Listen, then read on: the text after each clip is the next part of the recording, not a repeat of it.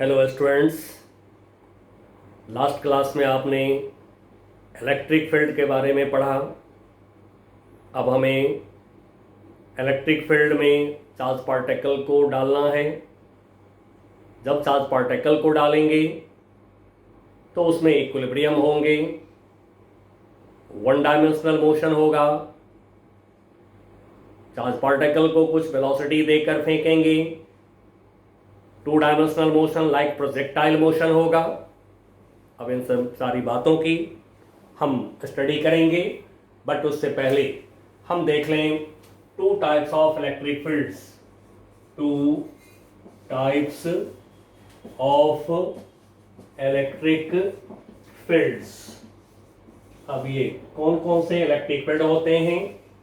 Number one, first is non uniform electric field.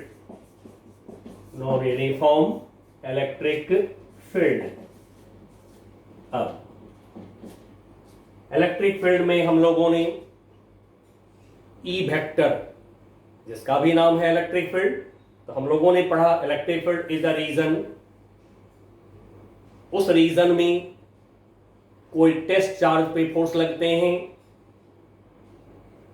अब non uniform electric field वो region जिस region में electric field E vector different points पर different होते हैं, देन ऐसे इलेक्ट्रिक फील्ड रीजन को नाम दिया गया है नॉन यूनिफॉर्म इलेक्ट्रिक फील्ड, जिसमें कि ई वेक्टर डिफरेंट पॉइंट पर डिफरेंट होते हैं। इसको डिफाइन कर लीजिए। लिखिए, मैं बोलता हूं। It is that electric field in which E vector is different at different points। अब इसके एग्जाम्पल लिखिए। Electric field due to a point charge. जो इलेक्ट्रिक फील्ड पॉइंट चार्ज से आपने पढ़ा पिछले क्लास में, उसमें आप गौर करेंगे, जैसे एक चार्ज हमने फिक्स करा, फिक्स चार्ज क्यू चार्ज। अब इसके नजदीक हमने यहां पे रखा यूनिट पॉजिटिव टेस्ट चार्ज को, distance R, +1 charge unit positive charge को यहां रखा, तो ये क्या करेगा? उसको रिपेल करेगा। डायरेक्शन हो गया इधर के तरफ। अब आप इस पॉइंट के अलावे कोई भी दूसरा पॉइंट लेकर देखिए। आप ऐसे लेकर के देखिए, आप ऐसे लेकर के देखिए, ई वेक्टर हमारा सेम नहीं रहेगा। जैसे मान लीजिए कि आर डिस्टेंस पढ़ी किसी ने, ये दूसरा पॉइंट ले लिया, ये डिस्टेंस भी आर है। अब यहां पर हम रखते हैं यूनिट पॉजिटिव टेस्ट चार्ज को, ये क्यू चार्ज इधर रिपेल कर देगा। अब आप इन दोनों वेक्टर को सेम नहीं बोल सकते हैं। मैग्नीट्यूड तो इक्वल है। यदि इस समय कोई ई का मैग्नीट्यूड निकाले तो E equal to 1/4 pi epsilon naught charge Q upon R square. Magnitude यहां पर भी और यहां पर भी इतना ही होगा मैग्नीट्यूड, लेकिन ये दोनों वेक्टर की डायरेक्शन हो गया डिफरेंट, तो फिर ये डिफरेंट वेक्टर हो गए, तो मैं इसको ई डैश बोल देता हूं। इस तरह से पॉइंट चार्ज की वजह से जो इलेक्ट्रिक फील्ड होता है हमारा, एक से दूसरे पॉइंट पर जाते ही बदल जाते हैं। इलेक्ट्रिक फील्ड वेक्टर ये बदल जाते हैं। And so the region around point charge,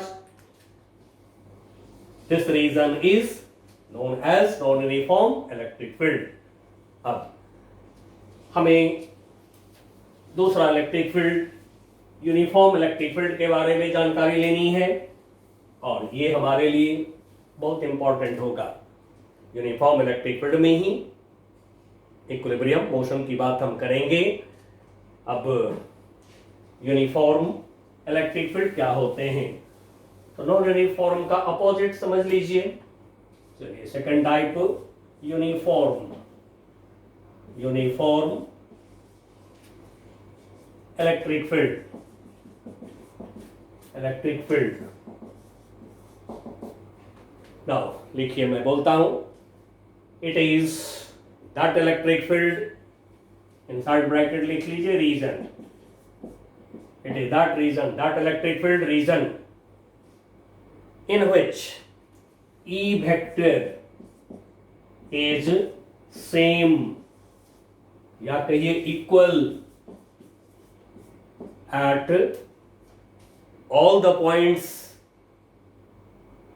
in that electric field।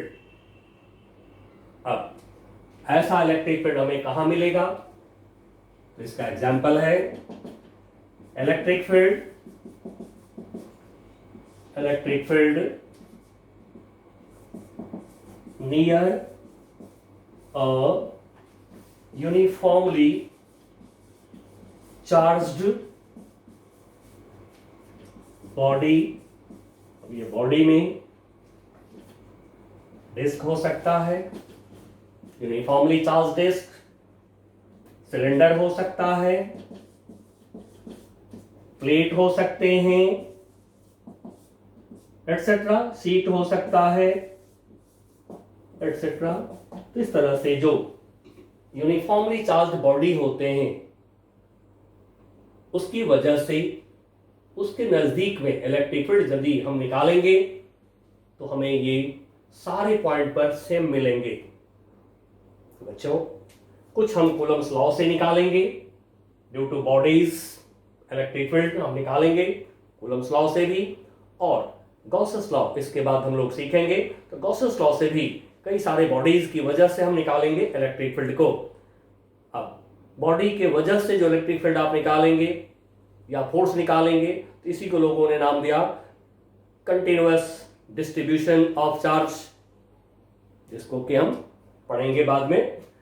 अब यूनिफॉर्म इलेक्ट्रिक फील्ड के लिए कुछ सिंबल्स दिए गए हैं, उन सिंबल्स को देख करके आप तुरंत समझ जाएंगे कि यहां पर इलेक्ट्रिक फील्ड यूनिफॉर्म है। तो वो सिंबल्स क्या हैं? तो symbols of uniform electric field, uniform electric field को parallel lines in same direction इससे डिनोट करते हैं। अब ये पैरेलल लाइंस जो है इलेक्ट्रिक फील्ड का डायरेक्शन, इलेक्ट्रिक फील्ड वेक्टर का डायरेक्शन है, जिसको शॉर्ट में इलेक्ट्रिक फील्ड बोलते हैं। तो इलेक्ट्रिक फील्ड का डायरेक्शन है ये सारे। अब देखिए डायरेक्शन सेम है। अब इस पूरे रीजन में केवल एक जगह पर ये ई वेक्टर लिखे जाते हैं। इससे क्या होता है, लोग समझ जाते हैं कि डायरेक्शन सभी जगह पर ई का सेम है और एक ही नाम है। दैट मीन्स कि सभी जगह पर ई का वैल्यू सेम है। अब इस डायरेक्शन को हम लोग क्या बोलें, कैसे बोलें? तो इस डायरेक्शन को आप बोलेंगे इस तरह से, E is in the plane of, आपके नोटबुक में पेपर, तो मैं आपके नोटबुक के अकॉर्डिंगली ही लिखूंगा क्योंकि यही आपको लिखना होता है एग्जाम में। तो E vector is in the plane of paper and upward. अब यही जो पैरेलल लाइंस हैं उनको आप ऐसे दिखा सकते हैं। अब ये जो हमने डॉट डॉट डॉट डाला, ये डॉट से स्टैंडर्ड डायरेक्शन को शो किए जाते हैं। इसको अब आपसे आप आज से याद रखिएगा। ये जो डॉट देख रहे हैं, actually these are parallel lines. ये सारे डॉट पर पेन को खड़ा करिए ऐसे मेरे तरह, ऐसे पेन को खड़ा करिए परपेंडिकुलर। ये जो देख रहे हैं डायरेक्शन, ये सारे एक डायरेक्शन में हैं। ये सारे लाइंस पैरेलल हैं और किधर? परपेंडिकुलर अपवर्ड या आउटवर्ड बोल सकते हैं। तो फिर इसमें एक जगह पर इलेक्ट्रिक फील्ड कहीं पे लिखे जाएंगे। Now E vector is perpendicular to the plane of paper and upward या फिर इसी को लोग बोलते हैं आउटवर्ड। बोर्ड से बाहर की तरफ, नोटबुक से बाहर की तरफ हो गया तो बोलते हैं इसको आउटवर्ड। अब आप किसी का भी डायरेक्शन यदि देखेंगे डॉट से दिखाया हो गया है, किसी का भी डायरेक्शन डॉट से रिप्रेजेंट हुआ है, तो आज से यही मीनिंग रहेगा outward, perpendicular to plane, upward. अब इसका अपोजिट डायरेक्शन क्रॉस से दिखाते हैं। अब ये जो क्रॉस लिया हमने डायरेक्शन के लिए, डॉट से दिखाया अपवर्ड परपेंडिकुलर, क्रॉस से दिखाते हैं downward perpendicular. These are also parallel lines, ये सारे ऐसे हैं अंदर के तरफ, ये सारे परपेंडिकुलर और पैरेलल लाइंस हैं। एक जगह पे कहीं पर ई लिखा जाएगा। अब इसका डायरेक्शन ठीक इसके अपोजिट बोलिए, E vector is perpendicular to the plane, perpendicular to the plane. अब मैं इसको हटा देता हूं, perpendicular to the plane of paper and downward और inward, अंदर के तरफ और inward। ये है बच्चों यूनिफॉर्म इलेक्ट्रिक फील्ड की पहचान, parallel lines in same direction और पूरे रीजन में एक नाम होंगे। समझ जाइएगा कि ये यूनिफॉर्म इलेक्ट्रिक फील्ड है। भाई जो मान लीजिए कि यदि फिगर नहीं है तो यदि कोई चार्ज बॉडीज है, कंटिन्यूअस डिस्ट्रीब्यूशन ऑफ चार्ज है, तो समझ जाइएगा उसके नजदीक इलेक्ट्रिक फील्ड यूनिफॉर्म है। अब यूनिफॉर्म इलेक्ट्रिक फील्ड में हम सबसे पहले एक चार्ज पार्टिकल को डाल करके देखते हैं कि चार्ज पार्टिकल कैसे रेस्ट में हो सकता है। इक्विलिब्रियम, जैसा कि हमने आपको बताया है, इक्विलिब्रियम टूल्स एंड टेक्निक में फर्स्ट मैंने आपको दिया था, टूल्स एंड टेक्निक पहला क्लास दिया था मैंने आपको, जिसमें क्लियर बताया था कि जब एक्सेलरेशन होता है 0 देन हम बोलते हैं ऑब्जेक्ट इज इन इक्विलिब्रियम। तो पहले हम यही देखना चाहेंगे चार्ज्ड पार्टिकल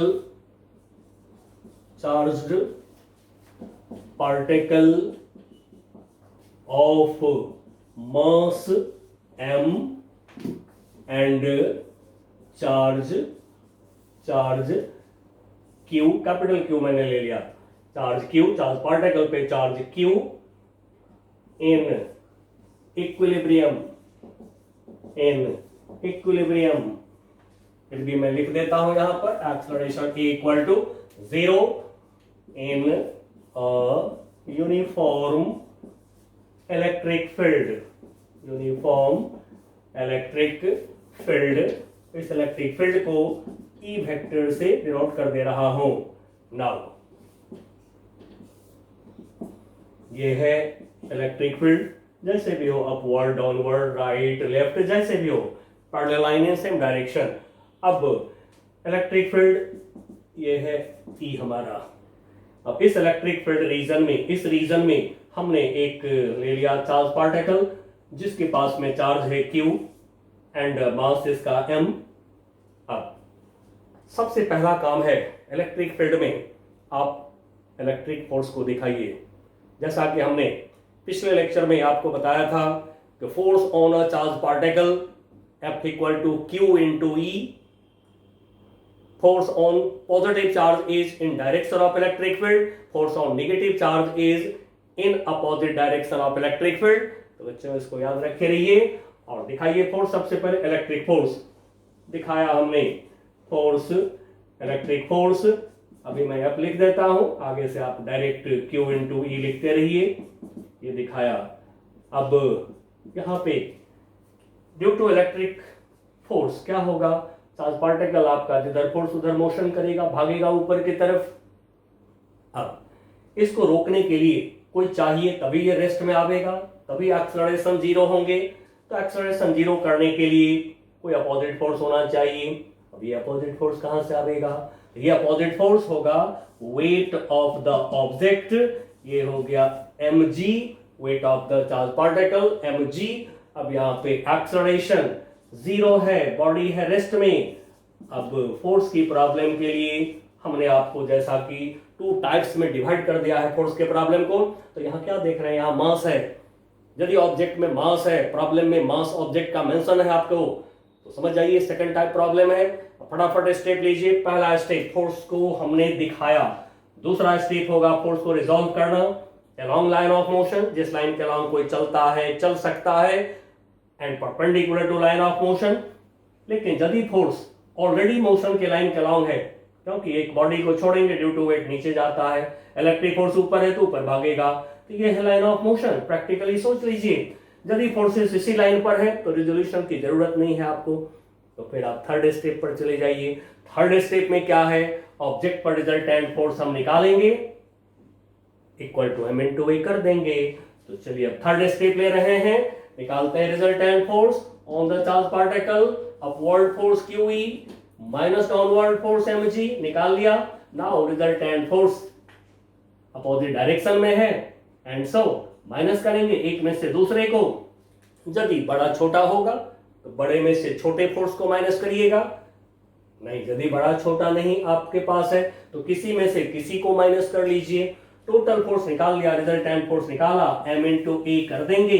अब क्या है a 0, तो फिर ये हो गया 0 and so q into E equal to हो गया mg। अब मैं यहीं पर इसको आपको ब्लॉक करके दे देता हूं। 1 2 3 जी का वैल्यू तो जानते ही हैं, 1 2 3 3 में से कोई एक क्वांटिटी प्रॉब्लम मांगता है आपसे। अब इसी को मिलिकन वाल ड्रॉप एक्सपेरिमेंट, मिलिकन जो है सबसे पहले स्पेसिफिक चार्ज निकाला था। स्पेसिफिक चार्ज क्या होता है? Specific charge of a particle equal to charge of particle and mass of particle, इसको कहते हैं स्पेसिफिक चार्ज। अब इसी एक्सपेरिमेंट से मिलिकन ने इलेक्ट्रॉन का charge by mass ratio E by M ratio निकाला था। अब एक बात यहां पर फिर गौर कर लेंगे, जो हम लोगों ने कूलम्स लॉ पढ़ने के बाद तुरंत हम लोगों ने एक एग्जांपल लिया था, उसमें gravitational force and electrostatic force between electron and proton दोनों को हम लोगों ने कंपेयर किया था। तो वहां पर आपने देखा था कि electrostatic force is 10 to the power 39 times greater than gravitational force. Electrostatic force बहुत बहुत बड़ा होता है ग्रेविटेशनल फोर्स से। एंड सो इलेक्ट्रिक फील्ड में ग्रेविटेशनल फोर्स हमें नहीं लेना चाहिए। इलेक्ट्रिक फोर्स में ग्रेविटेशनल फोर्स को ऐड सब्ट्रैक्ट नहीं करना चाहिए। तो कहेंगे आपने तो कर दिया, यहां पे सब्ट्रैक्ट कर दिया आपने। तो बच्चों यहीं पर एक बात गौर कर लीजिए, ये फोर्स बहुत बड़ा होता है, लेकिन यदि इसमें हम E के मैग्नीट्यूड को इलेक्ट्रिक फील्ड, जैसा कि आप पढ़ चुके, electric field inversely proportional to square of distance, तो फिर इलेक्ट्रिक फोर्स को आप कम अधिक कर सकते हैं, इलेक्ट्रिक फील्ड को आप कम अधिक कर सकते हैं। तो E के वैल्यू को यदि हम डिक्रीज करते करते करते इतना कम कर दें जिससे कि QE का वैल्यू और mg की वैल्यू इक्वल हो जाए, तो फिर वहां पर ये बड़ा नहीं रह जाएगा, तब तो वहां पर आप माइनस करेंगे। लेकिन जब तक प्रॉब्लम क्लियरली नहीं आपको बता दे कि ये फोर्स छोटा है, तब तक आप mg को यूज नहीं करिएगा। बिल्कुल भूल से भी नहीं, इलेक्ट्रिक फील्ड में mg को, ग्रेविटेशनल फोर्स को कभी यूज नहीं करना है हमें। लेकिन जब बोलेगा प्रॉब्लम कि नहीं जी आपका E जो है इलेक्ट्रिक फील्ड बहुत बड़ा नहीं है, ठीक है, इलेक्ट्रिक फोर्स जो है mg के कंपैरिजन में है, mg से बहुत बड़ा नहीं है, तो तब तो फिर वहां पर हम लोग लेंगे mg को, रिजल्टेंट फोर्स निकाल के m इंटू ए कर लेंगे। इसलिए बच्चों अब हम लेने जा रहे हैं 1 डायमेंशनल मोशन, उसके बाद आएगा 2D मोशन, प्रोजेक्टाइल मोशन की तरह। हम वहां पर mg यूज नहीं करेंगे।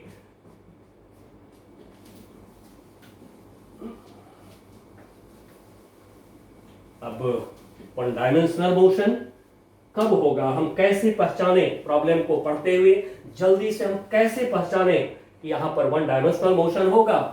तो चलिए इसके लिए 1 डायमेंशनल मोशन यानी कि second type uniform electric field में second problem, 1 dimensional motion of a charged particle of mass m, charge पे उसी तरह से लेना है q in uniform electric field E। चलिए बच्चों, अब यहां पर मैं पहले जजमेंट बता देता हूं आपको, जिससे कि आप तुरंत समझ जाएंगे कि यहां पर 1 डायमेंशनल मोशन होगा। पहले मैं थोड़ा सा इलेक्ट्रिक फील्ड को ड्रॉ कर रहा हूं। ये लिया इलेक्ट्रिक फील्ड अपवर्ड डायरेक्शन में, इसको मैं फिगर 1 का नाम दे रहा हूं। अब मैं ले रहा हूं दूसरा फिगर, सेकंड फिगर। यहां से इलेक्ट्रिक फील्ड को अब मैं डाउनवर्ड डायरेक्शन में दिखा रहा हूं। यहां पे फिगर सेकंड। अब यहां पे हम ले रहे हैं एक नेगेटिव चार्ज। ये लिया हमने नेगेटिव चार्ज -Q। अच्छा, कैपिटल Q लिया हमने, ठीक है, capital Q। Negative charge capital Q लिया हमने। अब आपने पढ़ा है नेगेटिव चार्ज पे फोर्स E के अपोजिट डायरेक्शन में होता है। E है अपवर्ड, तो फिर फोर्स लगेंगे किधर? डाउनवर्ड। फोर्स का मैग्नीट्यूड क्या होगा? F equal to QE। चलिए अभी मैं फिर से लिख देता हूं, F इक्वल टू QE। अब जरा सोचिए, क्या ये चार्ज पार्टिकल यहीं पे पड़ा रहेगा या ये चलेगा? ऑब्वियसली आप बोलेंगे चलेगा, क्योंकि इस पे फोर्स लग रहा है, तो ये चलना ही चलना है, इसको डेफिनेटली ये चलेगा। अब जहां से मोशन स्टार्ट हो, यहीं पर अब बिल्कुल छोटी सी बात सिखा रहा हूं, ये करिएगा, कभी गलती नहीं होगा मोशन के प्रॉब्लम में। जहां से मोशन स्टार्ट हो वहां पे आप खाली ओरिजिन ले लीजिए।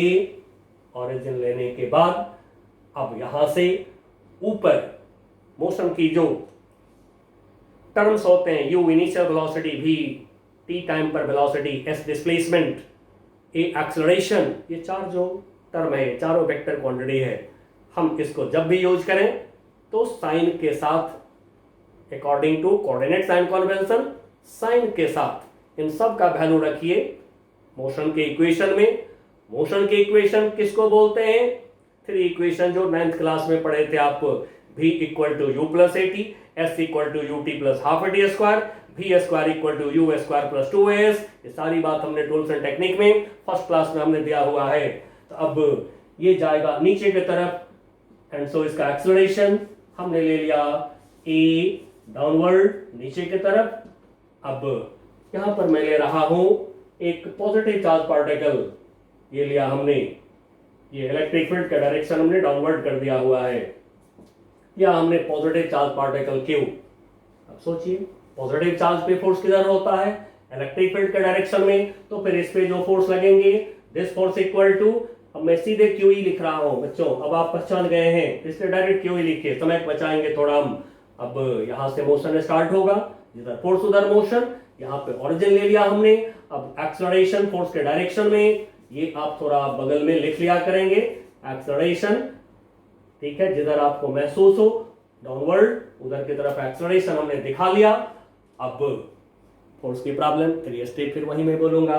फर्स्ट स्टेप हमने फोर्स को दिखाया, mg नहीं दिखाया, क्योंकि हमारे प्रॉब्लम में कहीं नहीं मेंशन है कि आपका जो इलेक्ट्रिक फोर्स है छोटा है या फिर mg बड़ा है, ऐसा कुछ नहीं हमें मेंशन किया। तो electric force is much much greater than gravitational force, and so for the motion में कभी भी आप mg यूज मत करिएगा। तो one dimensional motion of charge particle, mass m, charge q, uniform electric field E में है। अब पहचान बता रहा हूं, अब एकदम सिंपल पहचान, पकड़ लीजिए बात को। यदि चार्ज पार्टिकल को रेस्ट में छोड़ दिया जाए तो क्या होगा? ड्यू टू दिस फोर्स ये नीचे जाएगा, रेस्ट में छोड़ दिया ड्यू टू फोर्स नीचे जाएगा। अब यहीं पर एक काम मैं और कर ही देता हूं, ये ले रहा हूं पॉजिटिव चार्ज, चलिए पॉजिटिव चार्ज को यहां रख रहा हूं, ये है plus Q charge. Positive charge पे फोर्स तो इलेक्ट्रिक फील्ड ऊपर की तरफ है, फोर्स ऊपर की तरफ लग जाएंगे, QE हो गया फोर्स, ओरिजिन ले लिया, जिधर फोर्स उधर मोशन, एक्सेलरेशन इधर के तरफ में लिख लिया हमने A। अब देखिए यदि चार्ज पार्टिकल को किसी ने यहां से वेलोसिटी दे दिया parallel to the line of electric field, नीचे ऊपर, तो सोचिए क्या होगा? यदि आपने parallel to line of electric field, parallel to line of electric field यदि आपने दिया वेलोसिटी, तो फिर इसी लाइन के अलोंग चार्ज पार्टिकल आपके चलेंगे, ठीक है। नीचे फोर्स एक्सेलरेशन नीचे जाएगा, ऊपर फोर्स एक्सेलरेशन ऊपर जाएगा, नीचे फोर्स एक्सेलरेशन नीचे जाएगा, तो parallel to the line of electric field, judgement अप लिख लीजिएगा, लिख लीजिए। If a charge particle is set free from rest और it is given initial velocity parallel to the line of electric field, then there is one dimensional motion of the charge particle. अब हम यहां से लेते हैं force वाली step, सारे force motion के लाइन पर है, ठीक है। अब ये फिगर 1 लिया था, ये फिगर 2 लिया था हमने इसके लिए, इसको भी ये फिगर में थर्ड कर देता हूं इसको, दिस इज फिगर थर्ड कर दिया इसको। अब तीनों फिगर में रिजल्टेंट फोर्स हम ले रहे हैं Q into E equal to M into A, total force निकाला, M इंटू A करेंगे, now A equal to QE upon M, A निकल गया आपको। अब A निकल गया तो बच्चों उसके बाद आप जो है वन डायमेंशनल मोशन है, एक्सेलरेशन है कांस्टेंट, तो फिर वहां पर V equal to U plus AT लगा लीजिए। 1 2 3 4 टर्म में से जो मांगेगा उसमें जिनके वैल्यू मालूम है डाल दीजिए, वो अपने आप निकल जाएगा। S equal to UT plus half AT square use कर दिया, V square equal to U square plus 2AS use कर दिया। अब ओरिजिन के ऊपर जो भी टर्म आपको ये दिखाई पड़े वेक्टर का, उसको पॉजिटिव वैल्यू, उसका पॉजिटिव वैल्यू डालिएगा, और जो ओरिजिन के नीचे की तरफ दिखाई पड़े कोई ये UVAS, तो इसके वैल्यू को नेगेटिव डाल लीजिएगा। लेकिन ये जो इक्वेशन है उसको ज्यों का त्यों पहले लिखिए, इसमें किसी तरह का प्लस माइनस छेड़छाड़ मत करिए, क्योंकि कहा जाता है फिजिक्स का वो इक्वेशन जिसको लोग जिंदगी में पहली बार देखता है, वो इक्वेशन होता है स्टैंडर्ड इक्वेशन। स्टैंडर्ड इक्वेशन को कभी नहीं बदलना चाहिए, नहीं तो आपसे मिस्टेक होगा। तो फिर ये तीनों इक्वेशन 9वीं क्लास में आपने देखा था, इस इक्वेशन को ज्यों का त्यों लिखिए। उसके बाद वैल्यू जब पुट करने लगे इनके, तो तब आप साइन सोच लीजिए, वो भी बहुत आराम से, ठीक है ना। 9th क्लास वाला ही कोऑर्डिनेट साइन कन्वेंशन यूज करिए। ओरिजिन के ऊपर जिसका भी वैल्यू आप डाल रहे हैं पॉजिटिव डालिए, ओरिजिन के नीचे की तरफ जिसका भी वैल्यू डाल रहे हैं नेगेटिव डालिए। फिर ऐसा कोई प्रॉब्लम नहीं है दुनिया के किसी बुक में जो सॉल्व नहीं होगा, पक्का सॉल्व होगा। चलिए, प्रॉब्लम तो मैं बाद में आपको एग्जांपल दूंगा, अभी पहले मैं ये सब आपको सिखा देता हूं। उसके बाद फिर जैसे हमने काम किया है अभी 11th क्लास में, ठीक है, वेक्टर पढ़ाया पूरा, उसमें हमने फुल सारे जगह से अच्छे अच्छे प्रॉब्लम्स डाला, करा दिया, आपको भी करा दूंगा, बिल्कुल सारे प्रॉब्लम आप करेंगे, बिल्कुल नोटबुक देखकर करेंगे। नाउ थर्ड हम ले रहे हैं प्रॉब्लम, हमारा होगा to dimensional motion like projectile.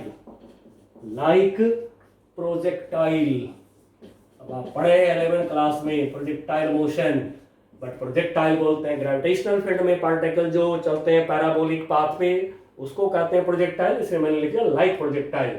To dimensional motion of charged particle, फिर वही ले रहे हैं of mass m, charge q in a uniform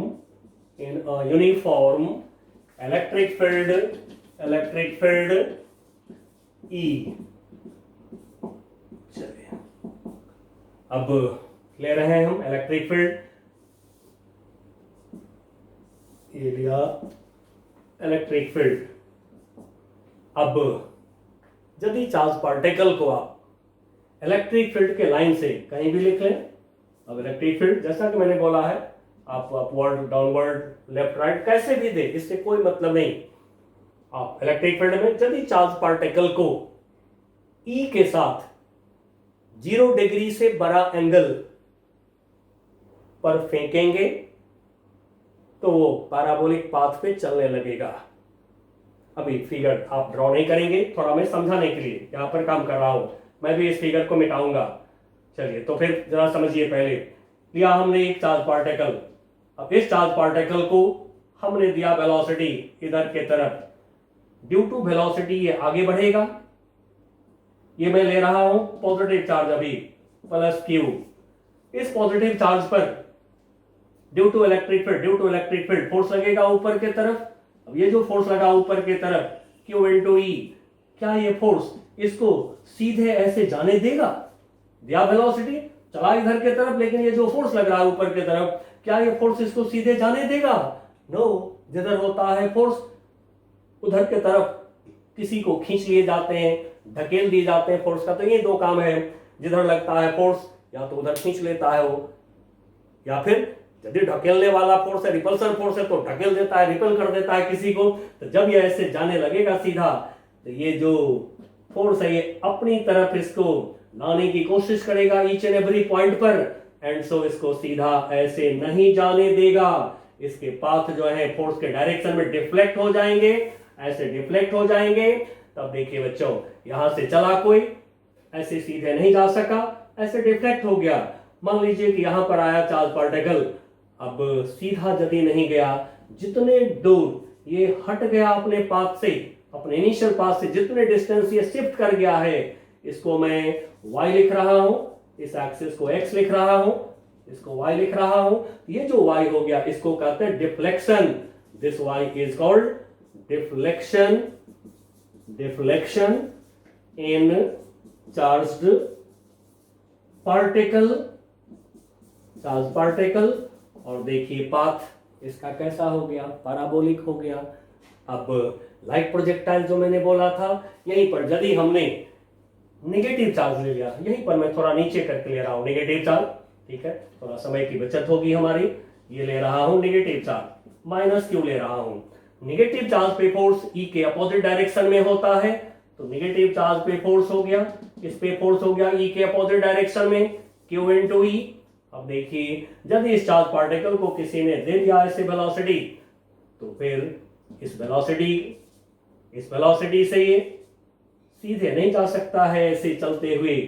क्यों? ये आगे बढ़ेगा, आगे बढ़ेगा, लेकिन ये जो फोर्स है अपनी तरफ खींचेगा, या कहिए इसको ढकेलेगा, इधर नीचे की तरफ खींचेगा या नीचे की तरफ ढकेलेगा, तो फिर इसको ऐसे सीधे नहीं जाने देगा। यहां से क्या होगा, ये मुड़ जाएंगे इसके पाथ ऐसे नीचे। अब कितना नीचे ये बेंड कर गया इसका पाथ, ठीक है। तो जैसे यहां से ऊपर की तरफ देखे थे, इसको डिफ्लेक्शन बोले, ये डिफ्लेक्शन बोले, ठीक उसी तरह से यहां से ऐसे सीधा नहीं जाके जितना दूर ये हट गया अपने रास्ते से, इसको कहेंगे डिफ्लेक्शन फ्रॉम इनिशियल पाथ। अब बच्चों, जजमेंट आप यहां से आराम से पकड़ लीजिए, और मैं लिखा देता हूं, लिख लीजिए थोड़ा सा। When a charged particle is given initial velocity making angle, bracket में लिख लीजिए theta greater than 0 degree with then the charged particle travels along parabolic path like a projectile। अब हमें प्रोजेक्टाइल में जैसे क्लास 11th में आपसे पूछा गया, सेम यहां पर आपसे पूछे जाएंगे सारे टर्म्स निकालने के लिए। एकदम इजी तरीका बता देता हूं 2D मोशन, प्रोजेक्टाइल मोशन का। अब मैं लेता हूं यहां पर क्लियर फिगर, ये तो जस्ट समझाने के लिए मैं बोला ही था आपको। अब ड्रॉ करिए मेरे साथ साथ फिगर। अब लिया हमने एक इलेक्ट्रिक फील्ड, एकदम क्लियर फिगर, थोड़ा बड़ा फिगर लेता हूं जिससे कि आप क्लियर देखेंगे। अब ये इलेक्ट्रिक फील्ड जो है पूरे में ई है, कहीं भी लिख लें, यहाँ यहाँ यहाँ, मान लीजिए मैं यहाँ लिख रहा हूं ई वेक्टर। अब यहां से एक चार्ज पार्टिकल लिया मैंने माइनस क्यू लिया हमने। अब इस चार्ज पार्टिकल को दिया वेलोसिटी हॉरिजॉन्टल इधर के तरफ। नाउ अब इस लाइन को ले लेता हूं एक्स एक्सिस, इस लाइन को वर्टिकल परपेंडिकुलर लाइन को ले लेता हूं वाई एक्सिस, और ये हो गया ओरिजिन। जहां से मोशन शुरू हो वहां पर ले लीजिए ओरिजिन। चार्ज पार्टिकल के मास m है, फिगर पे मन हो तो लिखिए मास, नहीं तो मत लिखिए। अब जो वेलोसिटी दे रहे हैं अब यहीं पर गौर कर लीजिएगा, 2D मोशन बहुत आसानी से आप कर लीजिएगा। एक्स एक्सिस के अलॉन्ग यदि वेलोसिटी है, इनिशियल वेलोसिटी को आप u लिखते आ रहे हैं 9th क्लास से, वही सिंबल आप यूज करिए। नहीं, आप यदि भी नॉट लिखते हो, भी जीरो लिखते हो तो लिखिए भी जीरो, कोई दिक्कत नहीं। लेकिन अब एक्स और वाई दोनों सबस्क्रिप्ट दे करके यू भी एस ए चारों वेक्टर को यदि आप देखते हैं एक्स एक्सिस कलम तो उसमें एक्स लगा लीजिए सबस्क्रिप्ट, यदि आप इन वेक्टर्स को देखते हैं वाई एक्सिस कलम तो इसमें वाई लगा लीजिए। इतना ही काम करना है और कुछ नहीं। तो चलिए एक्स एक्सिस कलम इनिशियल वेलोसिटी, इसको हमने यू एक्स लिखा, ठीक है, यू एक्स। अब यू वाई, सपोज यहां से एक बुलेट फायर किया गया, एक चार्ज पार्टिकल को फायर किया गया ऐसे, एक इलेक्ट्रॉन को फायर किया गया ऐसे, तो जिस समय यहां से इलेक्ट्रॉन निकला, बुलेट निकला, उस समय ऐसे नीचे तो नहीं भागेगा या ऐसे ऊपर तो भागेगा नहीं वो, एंड सो वर्टिकल डायरेक्शन में नहीं है वेलोसिटी, फिजिक्स है, प्रैक्टिकली सोचिएगा। Now u y equal to zero, y axis का इनिशियल वेलोसिटी जीरो। अब यू दिखाने के बाद मैं कहूंगा कि पहले आप ए का पता लगा लीजिए। तो चलिए ए का पता लगाते हैं। एक्स एक्सिस के अलोंग कोई इलेक्ट्रिक फील्ड नहीं है, तो एक्स एक्सिस के अलोंग इलेक्ट्रिक फील्ड नहीं है, E X zero. Now F X axis के along F X equal to Q into E X equal to zero. तो एक्स एक्सिस के along acceleration equal to X axis के along force by mass equal to zero. अब same काम जो है Y axis पर कर लीजिए। वाई एक्सिस के अलोंग वाई एक्सिस के अलोंग पहले electric field e y, this is equal to e, y axis के अलोंग इलेक्ट्रिक फील्ड का मैग्नीट्यूड ई, वाई एक्सिस के अलोंग फोर्स, इसको एफ वाई लिख लेते हैं, this is equal to q into e. Now y axis के along acceleration a y लिख लेते हैं, this is equal to force by mass q e by m. अब फोर्स किधर लगेगा? आप पढ़े हैं नेगेटिव चार्ज पे फोर्स इलेक्ट्रिक फील्ड के अपोजिट होते हैं, एंड सो जो फोर्स एफ वाई हो गया ये डाउनवर्ड हो गया। एक्सेलरेशन ए वाई जो है ये किधर होगा? जिधर फोर्स उधर एक्सेलरेशन, ये हो गया ए वाई। अब ए का पता हमने लगा लिया, ए एक्स क्या है, ए वाई क्या है। अब हमसे दो ही बात कोई क्वेश्चन करेगा, अब पहचान लीजिए क्या है। अब हमसे कहेगा बताओ जी टी टाइम पर वेलोसिटी क्या है। तो टी टाइम पर वेलोसिटी को आप क्या करिए, एक्स एक्सिस के अलोंग वी एक्स लिख लीजिए, वाई एक्सिस के अलोंग वी वाई लिख लीजिए। हमसे कहेगा कि बताओ जी कितना डिस्प्लेसमेंट है चार्ज पार्टिकल में, 5 सेकंड में कितना डिस्प्लेसमेंट है। डिस्प्लेसमेंट को एस मानते आ रहे हैं हम लोग। एक्स एक्सिस के अलोंग जितना डिस्प्लेसमेंट है उसको एस एक्स लिख लीजिए सबस्क्रिप्ट लगा के, यानी जैसे v को वी एक्स वी वाई लिख लिया, s डिस्प्लेसमेंट को एस एक्स एस वाई लिख लीजिए। और अब जो है गौर से मेरी बात को सुन लीजिए, 1D मोशन का जो इक्वेशन जो जस्ट अभी ऊपर लिखे हैं 3 इक्वेशन ऑफ मोशन, उस इक्वेशन को आप एक बार एक्स एक्सिस के अलोंग यूज कर लीजिए और फिर उसी इक्वेशन को आप वाई एक्सिस के अलोंग यूज कर लीजिए। बस कोई भी प्रॉब्लम जो होगा आराम से सॉल्व हो जाएंगे। तो चलिए यहां पर हम लेते हैं डिफ्लेक्शन। जिस डिफ्लेक्शन की बात हमने करी है वो डिफ्लेक्शन अब मैं लेने की कोशिश करता हूं। तो यहां से एक चार्ज पार्टिकल को यहां से फेंका गया, अब ये चार्ज पार्टिकल सीधे नहीं जा करके ये जिधर फोर्स उधर डिफ्लेक्ट हो गया, फोर्स ने खींच लिया, फोर्स ने ढकेल दिया, तो फिर ये ऐसे ही पैराबोलिक पाथ पे चला गया। ठीक है, इलेक्ट्रिक फील्ड यहां तक है, यहां तक इलेक्ट्रिक फील्ड है, इलेक्ट्रिक फील्ड में ही हम रखेंगे चार्ज पार्टिकल को। सपोज यहां पे आया चार्ज पार्टिकल, ठीक है, ये चार्ज पार्टिकल यहां पे आया एनी टाइम टी पर, चलने का टाइम इसको मैं टी बोल रहा हूं, मोशन का टाइम। अब यहां से यहां तक सीधा पहले इस पर परपेंडिकुलर ड्रॉ कर लीजिए थोड़ा। नाउ हॉरिजॉन्टल कितना दूर चला चार्ज पार्टिकल, गौर करिए, यहां से चला यहां पे आया, तो हॉरिजॉन्टल चार्ज पार्टिकल इतना दूर चला है, जितना दूर हॉरिजॉन्टल चला है उसको हम लिख लेते हैं एस सबस्क्रिप्ट एक्स, और लेंथ ऑन एक्स एक्सिस को आप एक्स लिखते आ रहे हैं, एंड सो इसको एक्स लिख लीजिए। आप चाहे तो एस एक्स लिख करके भी छोड़ सकते हैं, लेकिन फिर भी कोऑर्डिनेट ज्योमेट्री तो आप यूज करते ही हैं, तो इसको एक्स लिख लिया। यहाँ तक डिस्प्लेसमेंट, एक्स एक्सिस का लॉन्ग डिस्प्लेसमेंट चार्ज पार्टिकल का यहाँ से यहाँ तक एक्स हो गया। अब सीधा नहीं जाके चार्ज पार्टिकल ऐसे नहीं जाके जितना दूर नीचे आ गया, जितना दूर वाई एक्सिस के लॉन्ग चला, इसको हमने बोल लिया वाई। चलिए थोड़ा ऊपर लिख लेते हैं, इसको बोल लिया हमने वाई। अब टी टाइम में फ्रॉम इनिशियल पाथ ये हो गया डिफ्लेक्शन, टी टाइम में हॉरिजॉन्टल डिस्प्लेसमेंट हो गया चार्ज पार्टिकल का एक्स। अब आपको निकालना क्या है, एक्स और वाई।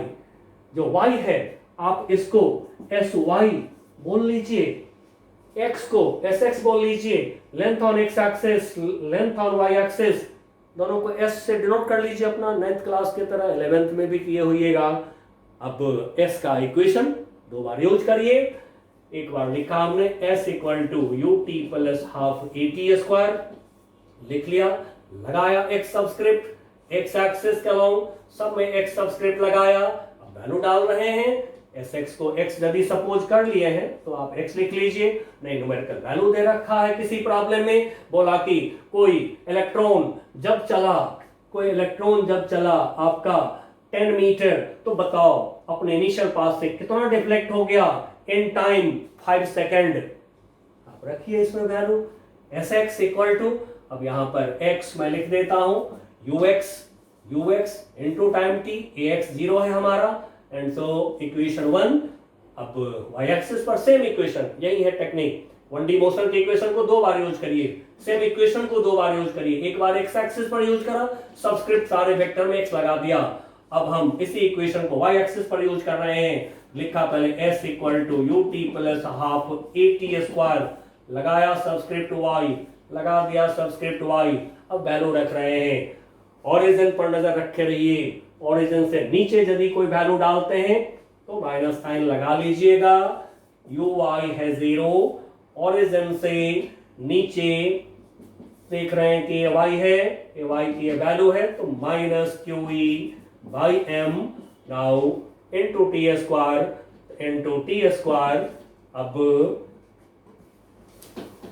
यहां से y equal to half q e by m into t square, equation 2। अब दोनों इक्वेशन में जो न्यूमेरिकल वैल्यूज दिया गया है उसको रख लीजिएगा, जो निकालना होगा वो निकल जाएगा, अपने आप निकल जाएगा। अब आप यदि भी निकालना चाहते हैं, मान लीजिए कि हमसे कहा भी निकालो, अब मैं फिगर थोड़ा सा साइड कर लेता हूं, गंदा हो जाएगा फिगर, तो इसलिए थोड़ा सा फिगर को, अब यहां से चला, ओरिजिन से चला चार्ज पार्टिकल, ऐसे सीधे नहीं जा करके ये ऐसे चला, ठीक है, चलने का टाइम t, और हमसे कहा गया बताओ जी एनी टाइम t पर वेलोसिटी क्या है, तो वेलोसिटी कर्व पाथ पर अलोंग टेंजेंट होते हैं, ये दिखा लिया हमने भी वेलोसिटी। अब वेलोसिटी भी निकालना है तो क्या करिए, इसको अलोंग एक्स एक्सिस कंपोनेंट को बोल लीजिए vx, along y axis component को बोल लीजिए vy, और जैसे आप अभी किए हैं काम बिल्कुल उसी तरह से हमें चाहिए vx और vy, तो फिर v का इक्वेशन यूज करेंगे, लिखा v equal to u plus a t, एक बार एक्स एक्सिस पे लगाया, नाउ vx इक्वल टू हो गया ux, क्योंकि ax है 0, एक इक्वेशन तैयार हो गया। अब आपके दूसरा इक्वेशन y एक्सिस पर सेम इक्वेशन, इसको यूज करिए, लिखा v equal to u plus a t, now y subscript लगाया इसमें, now vy equal to ui की वैल्यू, इस फिगर से हम देख रहे हैं 0, हमने इसी से लिया है इसको, इधर के तरफ में ux है हमारे पास, इधर के तरफ ui है 0, ठीक है। Now this is vy equal to ui 0, ay की वैल्यू फिर वही मैं रख रहा हूं जो यहां से निकाला हूं, minus q e by m into t, equation number 2। अब आपको जैसा कि वेक्टर में सिखा दिया हूं, यदि एक वेक्टर के 2 कंपोनेंट्स यदि हमें मालूम है तो फिर वहां पर वेक्टर के मैग्नीट्यूड v इक्वल टू क्या होगा, under root v x square plus v y square. अब देखिए कि आपको v निकल गया, इसके बाद तो हमने टोल्सन टेक्निक में सिखा दिया है कि यदि किसी वेक्टर के मैग्नीट्यूड निकालेंगे तो हम उसका डायरेक्शन भी निकालेंगे, दोनों कंपोनेंट देखकर हम डायरेक्शन उसका निकालेंगे। तो बच्चों ये हमने आपको सिखा दिया equilibrium, 1D motion, 2D motion. अब हमारा जो अगला क्लास होगा उसमें हम बहुत सारे प्रॉब्लम्स करने जा रहे हैं, कूलम्स लॉ का, इलेक्ट्रिक फील्ड का, कंटिन्यूअस चार्ज डिस्ट्रीब्यूशन की वजह से फोर्स निकालना, इलेक्ट्रिक फील्ड निकालना। अब ये सारे हम अगली क्लास में आपको पढ़ाने जा रहे हैं। तब तक के लिए बाय बाय।